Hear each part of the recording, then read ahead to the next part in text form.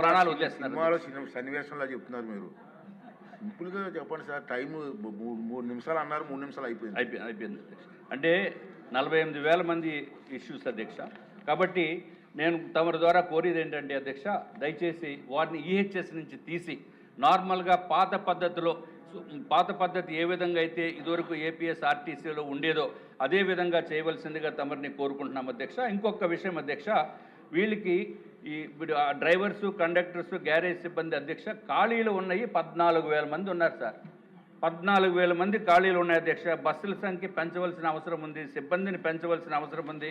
RTC అధ్యక్ష 8,716 buses ఉన్నాయి అధ్యక్ష. హైర్ బస్సెస్ 2,779, అంటే టోటల్గా 11,495. ఆఖరికి ఈ కార్మికులు మిమ్మల్ని మీ ద్వారా ఈ రాష్ట్ర ప్రభుత్వాన్ని, గౌరవ మంత్రివర్యుల్ని, ముఖ్యమంత్రి గారిని కోరేది ఏదైతే వాళ్ళకి ప్రాణ రక్షణ కల్పించండి అధ్యక్ష. ఆరోగ్యం ఉండేటట్టు ఇదివరకు పాత పద్ధతి ఎట్లా ఉందో అదేవిధంగా వీరికి ఎసెన్షియల్ సర్వీసెస్ కింద గుర్తించి వారికి దయచేసి మీ ద్వారా కార్మికులకి, ఈ రాష్ట్రంలో ఉన్న ఏపీఎస్ ఆర్టీసీ ఉద్యోగులకి ఆరోగ్య భద్రత కల్పించవలసిందిగా కోరుకుంటున్నాం అధ్యక్ష.